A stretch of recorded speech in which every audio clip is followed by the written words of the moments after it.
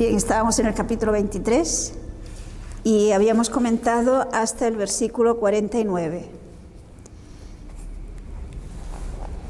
Habíamos visto, por lo tanto, que Jesús muere y nos daba la noticia de que allí había este grupo de mujeres que habían seguido a Jesús desde Galilea, que ya Lucas nos ha hablado otras veces de estas mujeres. San Lucas no nos habla, porque hay algunas cosas que quizás conviene completarlas con lo que nos dan los otros evangelios, porque se fijan, Lucas resume mucho, todo lo resume, es decir, sintetiza bastante todo, pero tratándose de la muerte y de la resurrección y de las apariciones, resume mucho. Y no nos habla, por lo tanto, de aquel detalle que nos da San Juan, que sin embargo es interesante. Busquemos en el capítulo 19 de San Juan, versículos 31 al 37. Juan 19, 31 al 37. Entonces los judíos, por cuanto era la preparación de la Pascua, a fin de que los cuerpos no quedasen en la cruz en el día de reposo, pues aquel día de reposo era de gran solemnidad, rogaron a Pilato que se les quebrasen las piernas y fuesen quitados de allí. Vinieron pues los soldados y quebraron las piernas al primero, y asimismo al otro que había sido crucificado con él. Mas cuando llegaron a Jesús, como le vieron ya muerto, no le quebraron las piernas. Pero uno de los soldados le abrió el costado con una lanza, y al instante salió sangre y agua. Y el que lo vio da testimonio, y su testimonio es verdadero, y él sabe que dice verdad, para que vosotros también creáis. Porque estas cosas sucedieron para que se cumpliese la Escritura: no será quebrado hueso suyo. Y también otra escritura dice: mirarán al que traspasaron. Vale, o sea, fijémonos que San Juan le da mucha importancia a este hecho histórico, que él fue testigo. Él estaba allí, es el único de los apóstoles, además no sabemos dónde andaban, pero San Juan, ciertamente sabemos por el mismo Evangelio de San Juan, que estaba allí junto a la cruz, junto a la Virgen María, ¿no? Y por lo tanto él ha visto esto, que como era viernes para Cebes significaba víspera, es decir, era la víspera del sábado, y el sábado los judíos no podían hacer trabajos. Esto lo hemos visto muchas veces en el Evangelio, ¿no? Cuando se enfrentaban a Jesús porque hacía trabajo, cuando hacía milagros, según ellos. Por lo tanto, el viernes era muy importante, porque tenían que preparar todo lo necesario para el sábado. O sea, el viernes preparaban para el sábado. Por lo tanto, y el sábado cada día empezaba cuando aparecía la primera estrella, cuando ya después de la puesta del sol, enseguida se hacía de noche, pues empezaba el día siguiente. Por lo tanto, si es el viernes por la tarde, se va el sol y enseguida empieza el sábado. Luego, una vez que empieza el sábado, ya no podrían bajar los cuerpos de la cruz. Y claro, tener unas personas colgadas en el sábado, y además el sábado, que era un sábado muy importante, puesto que el grupo, digamos, oficial de los judíos, sobre todo de los saduceos y fariseos, etc., era el día que celebraban la Pascua. Aunque había otro grupo, yo diría que el más popular, que lo celebraron como Jesús el jueves. El día de la Pascua que celebró fue Jesús, lo celebró el jueves. Por lo tanto, hay que darse prisa y bajar de la cruz y quitar de la vista, digámoslo así, a los crucificados. Entonces, ¿qué se hacía? Pues porque si no habían acabado de morir, da la orden Pilato de que le rompan las piernas. Y claro, si rompen las piernas, se descuelgan, se asfixian. Pero cuando llegan a Jesús, ven los soldados que no es necesario, porque efectivamente ya está muerto. Y San Juan ve aquí el cumplimiento de una profecía, es decir, cuando se hablaba del Cordero Pascual, no se debía romper ningún hueso. Entonces el Cordero Pascual era tipo y figura de Jesús, ¿no? Pero sobre todo insiste mucho en el hecho de que ese soldado, con una lanza, atravesó el costado de Jesús y al instante salió sangre y agua. Los santos padres ven aquí los sacramentos, y por lo tanto la Iglesia que sale del costado de Jesús, de la misma manera que en el Génesis se nos dice que Eva sale de la costilla de Adán. Es decir, recordemos que presentan, esto se insiste mucho San Pablo, en que la Iglesia es la esposa de Cristo. Cristo esposo de la Iglesia, en la carta a los Efesios aparece muy claro. Pero él ve que de esta manera se cumple lo que había dicho el profeta Zacarías: mirarán al que traspasaron. Y si leemos el profeta Zacarías, nos fijaremos que tiene una trascendencia, porque aquí no nos dice nada más que eso, mirarán al que traspasaron, pero lógicamente él da por supuesto que conocen ese texto de Zacarías. Vamos a leerlo. Lo tenemos en Zacarías, en capítulo 12, versículo 10. Zacarías está inmediatamente antes de Mateo. O sea, es el último libro del Antiguo Testamento, el penúltimo. Después es Malaquías. Zacarías, capítulo 12, versículo 10. Y derramaré sobre la casa de David y sobre los moradores de Jerusalén espíritu de gracia y de oración. Y mirarán a mí, a quien traspasaron, y llorarán como se llora por hijo unigénito, afligiéndose por él como quien se aflige por el primogénito. Vale, o sea, fijémonos si pensamos en lo que nos dice San Juan, ese hecho de que atraviesan el costado de Jesús, y dice, así se cumplió lo que dice la Escritura, mirarán al que traspasaron. Pero Zacarías, ¿en qué sentido nos dice mirarán al que traspasaron? Si nos fijamos, en el profeta Zacarías se habla de una promesa por parte de Dios que derramará una gracia especial y una gracia de oración. Es decir, hay una alusión a una conversión. Y que lo llorarán como se llora por un primogénito. Es decir, parece como que ahí San Juan vea una señal de que se cumplirá en su tiempo la conversión, sin duda alguna, del pueblo de Israel, mirando al que traspasaron. Parece que aquí hay como un anuncio velado de la conversión del pueblo de Israel, pero la conversión de todos los que encuentran a Cristo y se dan cuenta de hasta qué punto Cristo nos ama, hasta dar la última gota de su sangre, incluso después de muerto. Es, por lo tanto, un texto que hay una alusión clarísima a esa conversión. Pero esa conversión que es fruto de la gracia de Dios. Dios que derrama su gracia y que con esa gracia invita a la conversión. Pues San Juan, por esto San Juan nos insiste tanto, y el que lo ha visto es testigo, y eso es verdad. Bueno, vamos entonces a Lucas capítulo 23 y leemos los versículos 50 al 54. Había un varón llamado José, de Arimatea, ciudad de Judea, el cual era miembro del concilio, varón bueno y justo. Este, que también esperaba el reino de Dios y no había consentido en el acuerdo ni en los hechos de ellos, fue a Pilato y pidió el cuerpo de Jesús. Y quitándolo, lo envolvió en una sábana y lo puso en un sepulcro abierto en una peña, en el cual aún no se había puesto a nadie. Era día de la preparación y estaba para comenzar el día de reposo. O sea, preparación o parasceve, que traducen algunos. Fijémonos que aquí nos encontramos con este personaje, José de Arimatea. Nos dice San Lucas que es la manera como define a José de Arimatea, si se acuerda, lo que pasa es que hace tiempo que esto lo comentamos, tiene mucho de semejante cuando define al anciano Simeón. ¿Se acuerdan cuando la Virgen y San José llevan al niño al templo y el anciano Simeón le coge? Lo describen con esto: era un hombre bueno, justo. Y además, siendo así que era miembro del Sanedrín, él no había participado, no había dado su consentimiento a la condena a muerte que se había hecho a Jesús.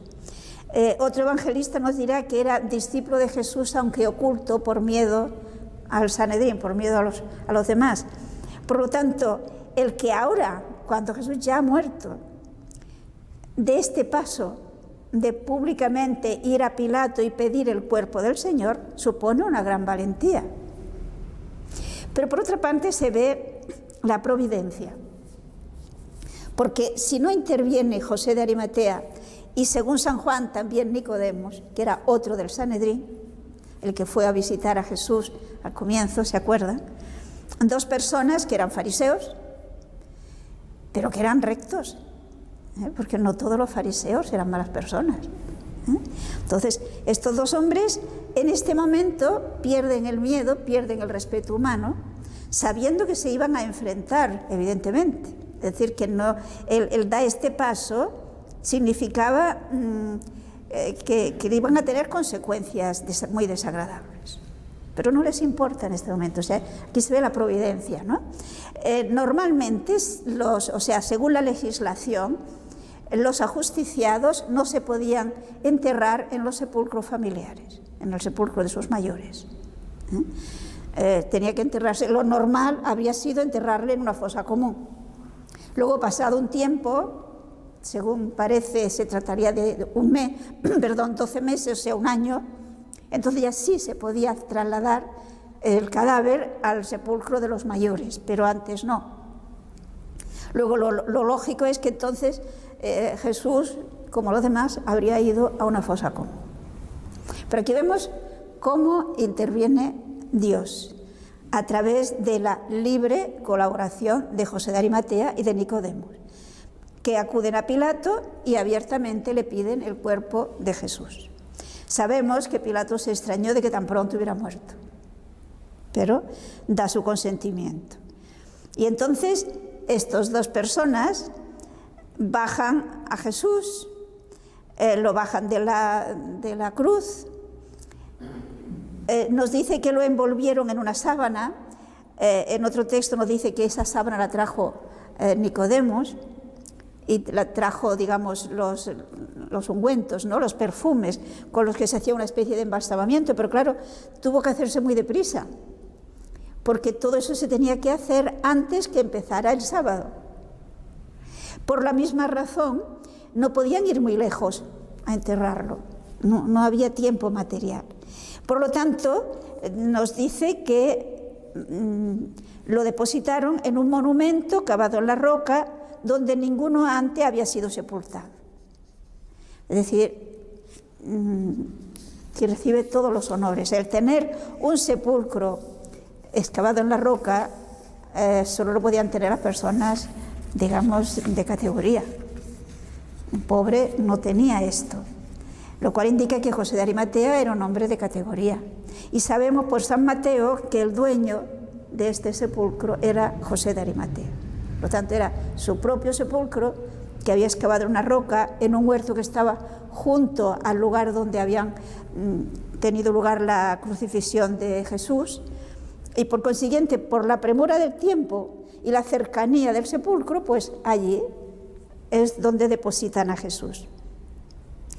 Pero, y lo hacen allí pues antes de que comenzara el sábado. Lógicamente, se nos dirá más adelante que las mujeres estaban viendo. Ellas, ante estos señores que vienen, no pudieron intervenir. Seguramente San Juan colaboraría, pero quienes, nos dicen los evangelistas, quienes hicieron todo esto fue José de Arimatea y Nicodemos. Seguimos, versículos 55 y 56. Y las mujeres que habían venido con él desde Galilea siguieron también y vieron el sepulcro y cómo fue puesto su cuerpo.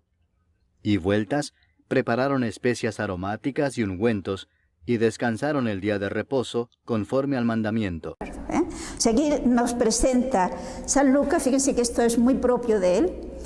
¿Qué hace el grupo de mujeres que le han acompañado desde Galilea? Y que sabemos que le acompañaban escuchándole como discípulos, como los demás discípulos, y también colaborando con sus bienes a mantener el grupo, ¿no? Aquí San Lucas no nos da el nombre de estas mujeres, nos lo dan los otros evangelistas, sobre todo San Juan. Pero sí nos dice la actitud de estas mujeres. Ellas observan, y observan lo que hacen estos hombres. Y se ve que no están contentas. Ellas lo habrían hecho mejor. Les parece que no lo han hecho bien. De todas maneras, pensemos el cuerpo de Jesús cómo estaría. Todo él sucio, manchado de sangre, hecho polvo. Pensemos los azotes, etcétera, etcétera. Luego, no tenían tiempo de hacer muchos detalles. Hicieron seguramente lo mejor que pudieron y ya está. Pero repito, ellas se ve que no estaban conformes, ellas querían hacerlo mejor. Entonces, ¿qué hacen? Fijémonos que les queda tiempo suficiente para ir a la ciudad y comprar, antes de que empiece el sábado, pues lo que necesitaban para hacerlo mejor, para hacer el embalsamamiento mejor, limpiar mejor el cuerpo, seguramente, etcétera, ¿no? Por lo tanto, preparan las aromas, compran la mirra y descansan el sábado, porque según la ley, pues el sábado no habrían podido hacer lo que ellos querían hacer, que era pues un trabajo que le exigía esfuerzo. Pero apenas pase el sábado, ellas se pondrán en movimiento. Lógicamente el sábado terminaba al anochecer, pero por la noche no había luz eléctrica entonces, no podían hacer nada. Tienen que esperar a la mañana del domingo. Vamos al capítulo 24 y leamos versículos 1 al 3. El primer día de la semana, muy de mañana, vinieron al sepulcro trayendo las especias aromáticas que habían preparado y algunas otras mujeres con ellas. Y hallaron removida la piedra del sepulcro, y entrando no hallaron el cuerpo del Señor Jesús. Entre tanto, fijémonos que según Mateo, el Sanedrín, tan cumplidor de la ley del descanso sabático, pues el sábado fueron a decirle a Pilato que pusiera guardias. ¿Se acuerdan del texto? Y Pilato le dijo, ahí las tenéis vosotros. Y por lo tanto habían puesto en el sepulcro pues guardias que vigilaran y además habían sellado la piedra. Pensemos que era una piedra grande. Entonces habían sellado la piedra y tenían guardias, de lo cual ciertamente estas mujeres no se habían enterado. No se habían enterado porque, claro, ellas estuvieron quietas el sábado, no estuvieron de aquí para allá. La ley no les permitía caminar mucho, estaba prescrito el número de pasos que se podía dar. Por lo tanto, por la mañana, tempranito, antes que se haga de día, ya se ponen en camino y, según nos dice el Evangelio de San Marcos, se preguntaban quién les movería la piedra, porque era muy grande y ellas veían que no tendrían fuerzas para hacerlo, lo cual indica que no sabían, repito, que estaba sellada y que por lo tanto no lo habrían podido mover y que además había guardias para que nadie tocara el sepulcro. Pero las mujeres, sin ningún tipo de miedo, van tempranito, como digo, y para gran sorpresa suya se encuentran que la piedra está removida. Nos dice San Mateo que hubo un terremoto y que un ángel se puso sobre la piedra y que los soldados, asustados, se marcharon. Por lo tanto, cuando llegan ellas, ya no están los soldados, se han ido. Esto nos lo dice San Mateo en el capítulo 28. Por lo tanto, la situación de ellas es una situación de perplejidad. Llegan con su ilusión, con sus aromas, para acabar de embalsamar bien el cuerpo del Señor, se encuentran desde su punto de vista humano, normal, es que alguien ha profanado el sepulcro y que el odio hacia Jesús había llegado hasta ese extremo. Es lo primero que piensan. Sabemos lo que hace María Magdalena, ¿no? O sea, entre ellas va María Magdalena. Cuando María Magdalena ve el sepulcro que está movido, o sea, la piedra que está movida, perdón, y que dentro no está el cuerpo del Señor, ¿qué piensa? Que lo han robado. Fijémonos, vamos a leerlo en el capítulo 20 de San Juan, San Juan, capítulo 20, versículos 1 y 2. El primer día de la semana, María Magdalena fue de mañana, siendo aún oscuro, al sepulcro, y vio quitada la piedra del sepulcro. Entonces corrió y fue a Simón Pedro y al otro discípulo, aquel al que amaba Jesús, y les dijo: «Se han llevado del sepulcro al Señor, y no sabemos dónde le han puesto». Fijémonos esto que indica que ni María Magdalena ni ninguno de ellos esperaba la resurrección. No. Como que no esperaban en la resurrección, aun cuando Jesús lo había dicho, pero recordemos que San Lucas nos había insistido en que cada vez que Jesús hablaba de la muerte, de la pasión, de la muerte y de la resurrección, ellos no entendían y no querían entender. Era un tema que ellos no les entraba en el concepto que ellos tenían del Mesías. Por lo tanto, cuando se encuentran la piedra movida y que Jesús no está dentro, la primera idea que se les ocurre es: lo han profanado y lo han robado. Y por lo tanto María Magdalena va a buscar ayuda. Va a buscar ayuda ¿a quién? Pues a los amigos, a Pedro y a Juan, que son los primeros seguramente que se encuentran. Sabemos por el evangelista San Juan que efectivamente Pedro y Juan corren al sepulcro y nos dicen aquel detalle de que vieron las sábanas, el lienzo que le habían puesto, que estaba aplanado. Hay algunas traducciones que no lo dan bien la imagen, no expresan bien, porque la traducción a veces no todos aciertan. Entonces, pero el texto original nos dice que lo que encontraron fue que la sábana que le habían puesto estaba aplanada. Y mientras que el pañuelo que se ataba con un nudo debajo de la barbilla estaba manteniendo su forma. Es decir, podemos imaginárnoslo, ¿no? O sea, recordemos que la manera como se envolvía en aquella sábana era, más que una sábana, era un lienzo largo que cubría de pies a cabeza y de cabeza a pies. Daba la vuelta al cuerpo y primero se había embalsamado, se le habían puesto todos aquellos aromas y ungüentos que les ponían, luego les ponían esta sábana, como digo, de pies a cabeza y de cabeza a pies, que luego pues se ataba, y para sujetar la cabeza había un pañuelo que se ataba debajo de la barbilla. Y por lo tanto nos dice el evangelista San Juan que Juan vio y creyó. ¿Qué es lo que vio Juan? Pues Juan había estado seguramente con José de Arimatea y con Nicodemos colocando a Jesús allí, vio cómo le envolvieron en la sábana, vio cómo lo pusieron y encontró con que estaba todo igual, solo que el cuerpo se había ido. Es decir, fijémonos que esto ¿qué demuestra? Que el cuerpo glorioso tiene el don de la sutileza. Y por lo tanto había salido de entre las sábanas, digámoslo así, sin moverlas. Pero claro, al salir el cuerpo, las sábanas se aplanaron.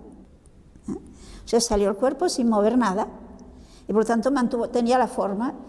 Por el mismo hecho, yo creo que si atamos un pañuelo así, pues no se queda aplanado, se había quedado de pie, un poco levantado. Y por lo tanto, Juan vio una prueba. Según la tradición, esa sábana es la sábana de Turín, que se adora. Sabemos que no es una verdad de fe, pero vamos, las pruebas científicas que se han hecho parece que son indudables, ¿no? Que efectivamente se trata de la sábana que envolvieron a Jesús y que además científicos han estado analizándola y ven un montón de muchísimas señales de que se trata realmente de la sábana que envolvió a un crucificado, que había sido azotado. Por lo tanto, parece que no hay dudas, ¿no? Últimamente hay incluso, no sé si tiene mucho valor científico, alguien me mandó un vídeo en el que dicen que incluso últimamente una persona ha encontrado que tenía como un pergamino en el que, por lo visto, según la legislación romana, ponían el nombre de la persona y el motivo de su ajusticiamiento, ¿no? Y que lo ponían precisamente para identificarlo cuando le ponían en las fosas comunes, que después del tiempo se pudiera identificar y separar. Entonces, parece ser, como digo, no sé hasta qué punto esto es cierto, es una noticia que me ha llegado, pero si me ha llegado encuentro que es muy interesante. Y es que ha quedado en la sábana santa restos de tinta, llamo de tinta, o de la pintura que usaran para escribir aquello, marcada, y que de ahí se puede decir, parece que se puede decir que se trata de Jesús Nazareno.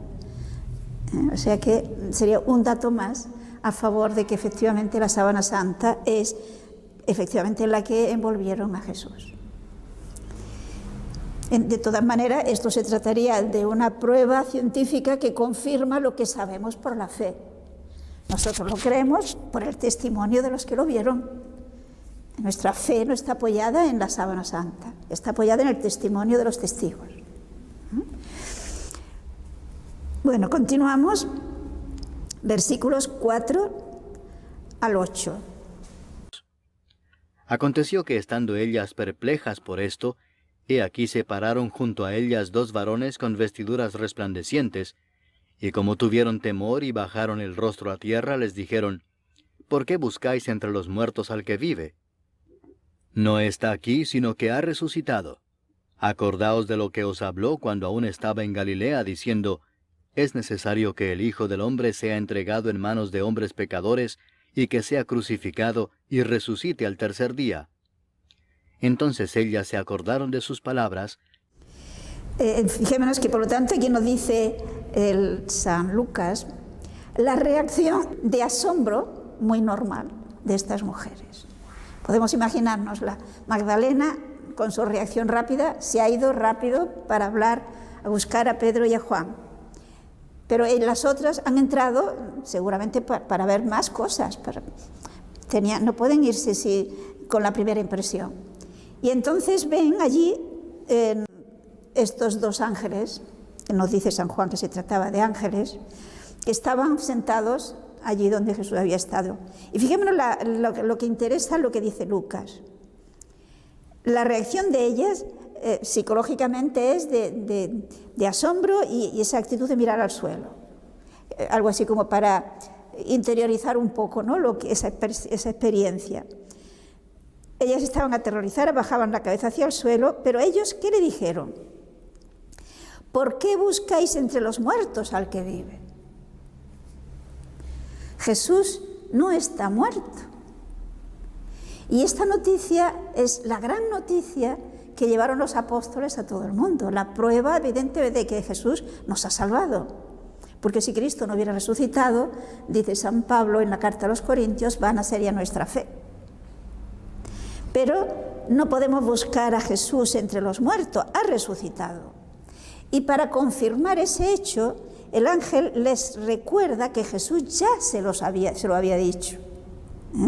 Acordaos cómo él, estando todavía en Galilea, os lo dijo. De que el Hijo del Hombre había de ser entregado, etcétera, etcétera. Aquello que Jesús dijo tantas veces y que, repito, ellos ni ellas no lo entendieron ni lo creyeron. Yo diría que ni se pararon a ver la posibilidad de que pudiera ocurrir. No se les ocurrió hacer lo que Pedro, porque la experiencia de Pedro no fue muy buena, ¿no? Cuando dice, no, Señor, eso que no te pase. No lo repitieron, pero yo creo que en el fondo lo pensaban. Por lo tanto, el ángel les recuerda que ya os lo había dicho. Y efectivamente, entonces ellos sí se acordaron. Y yo supongo que entonces entendieron lo que entonces ni entendían ni querían entender. Nos dice el texto de San Juan que María Magdalena ha vuelto junto con Pedro y Juan. Creo que no hará falta leer aquel texto tan conocido, pero que Lucas no nos lo cuenta. Y cuando Pedro y Juan vuelven, ella se queda y sigue buscando. Ella no ha caído en la cuenta de ese detalle que han visto los apóstoles, de cómo están las sábanas. Por lo tanto, sigue buscando y llorando, buscando al cadáver de Jesús.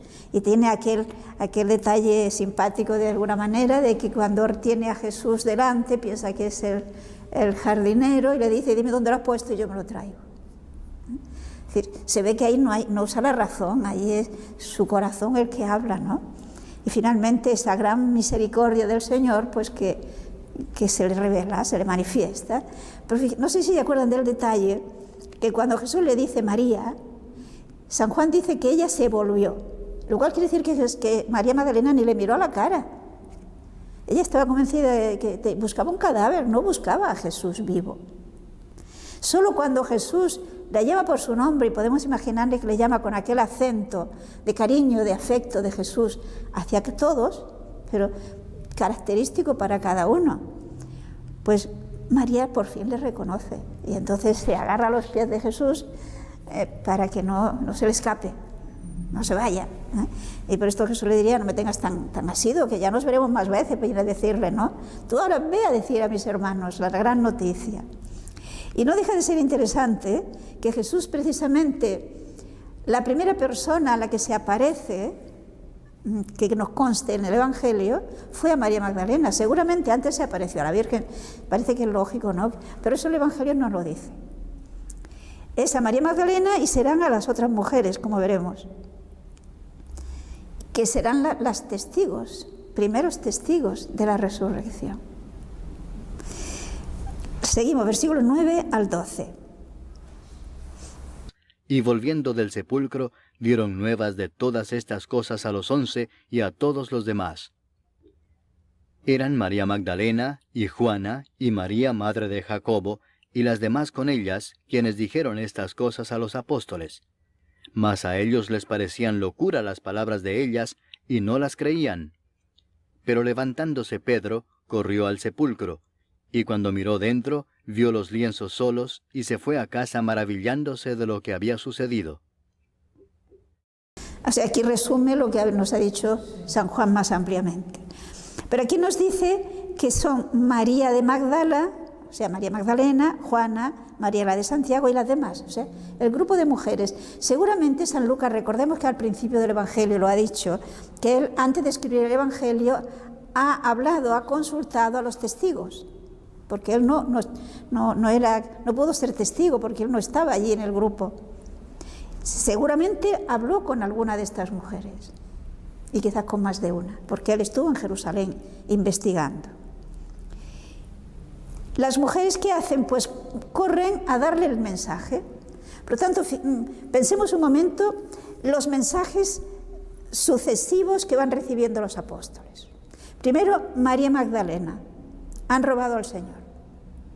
Luego estas mujeres, los ángeles que han visto y que le han dicho que vive.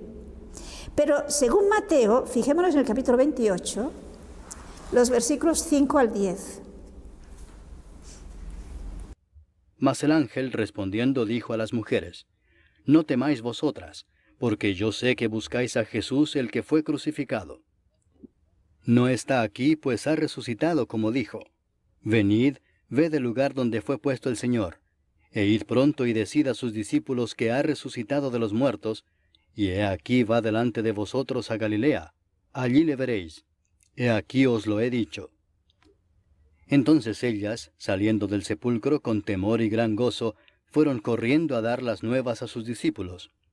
Y mientras iban a dar las nuevas a los discípulos, he aquí Jesús les salió al encuentro diciendo, Salve. Y ellas, acercándose, abrazaron sus pies y le adoraron. Entonces Jesús les dijo, No temáis. Id, dad las nuevas a mis hermanos, para que vayan a Galilea y allí me verán. Por lo tanto, según Mateo, Jesús también se apareció a estas mujeres que iban, después de recibir el mensaje de los ángeles, a dar la noticia a los apóstoles. No sabemos si Jesús se les aparece a estas mujeres después de haberle dado el mensaje a los apóstoles y entonces van otra vez. Posiblemente sea así. Es decir, los apóstoles han recibido el mensaje de Magdalena primero, el mensaje de las mujeres y el mensaje de Magdalena y de las mujeres cuando ya han visto a Jesús. Los discípulos de Emaús, esto último no alcanzaron a enterarse. Es decir, que las mujeres habían visto a Jesús, no alcanzaron a enterarse. Pero lo interesante, fijémonos que nos dice aquí Lucas, que a ellos les parecían desatinos. Es decir, curiosamente, ¿no? el testimonio de María Magdalena y de estas mujeres no lo creyeron. Les parecía locura, les parecía, estos son visionarias. Lo cual nos muestra una vez más que los apóstoles no estaban predispuestos a pensar en la resurrección. Es decir, la resurrección no fue una invención de los apóstoles, es lo que ellos menos esperaban. Se les impuso por la realidad de los hechos, porque ellos ni lo esperaban ni estaban predispuestos a creerlo. Y por esto Jesús los va preparando con distintos mensajes. Finalmente, al anochecer, será Él el que se presenta. Pero previamente Jesús les ha ido preparando.